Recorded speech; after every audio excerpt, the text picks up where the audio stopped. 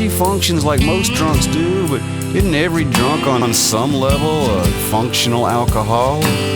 One man's dysfunctional is another man's high achiever. Depends on your expectations, I suppose. But I don't think she's ever had very many of those. She is easy.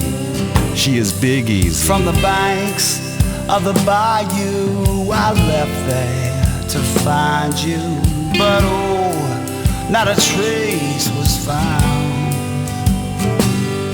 And the water was high, but your will would not die. And the spirit did not drown. She has one of those jobs where people don't mind if you show up late and a little bit tipsy. Odds are they're tipsy too. They give you extra sick days and don't mind if you call in all raspy-throated saying, "I got the flu," which really means I'm hungover. But you should hear her sing sometime. I'm telling you, she's a world-class singer living in a really rough neighborhood. I guess she has to.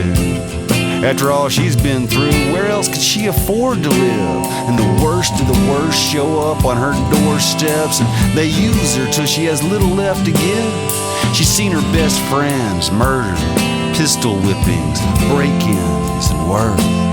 Yet even as hardened a streetwalker as she is, even she is shell-shocked. They were swimming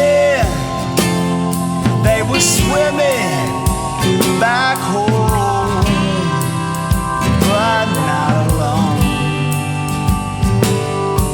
Every prayer long and loud could not banish the cloud, but the spirit did not drown. Sure, parts of her manage to squeak by like any functional alcoholic.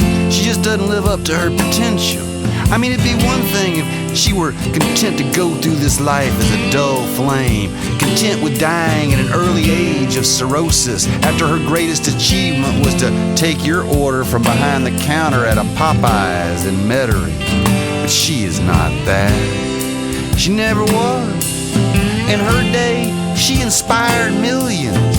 Man, people still write songs about what an astounding musician she is, what grand parties she throws, what a gracious hostess and a remarkable cook she is, and how great she looks at 4 a.m, wearing nothing but voodoo and fall.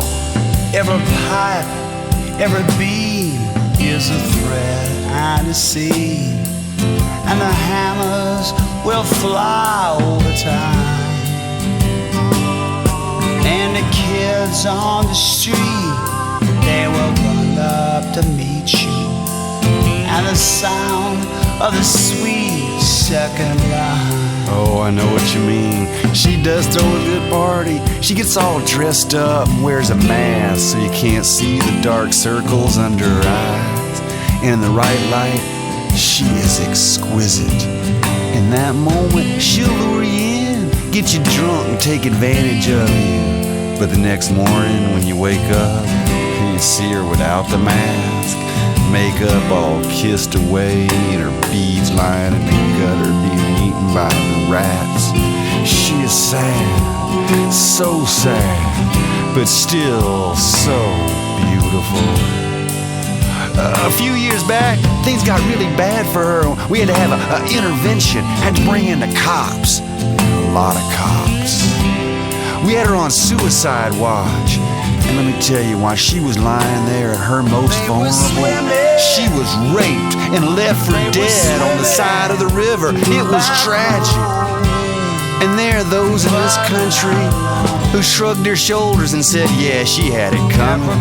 She was asking for it. It took weeks, months, years for her to come out of that coma. But most of her friends and loved ones sent her money. They came from all over the world to sit by her side, hoping to help in her recovery for a time. But now, things are as bad as they ever were, and everybody's really tired of hearing about it, and no one's ever gonna send her another dime. not that I blame her. She of course squandered most of the money she was given, and what she didn't squander, she was swindled out of. She has always been so given for somebody with such a propensity for trouble. It makes her easy prey, and it's left her hard. And now the sweetest lady in the world has turned mean. She carries a gun. She has a habit. They were swimming. And now she has crawled back inside that bottle. Back home. And although the cork has been removed, she's not coming out, 'cause she's got no way to grant your wish. She may stay in that bottle for a long time, singing, do you know what it means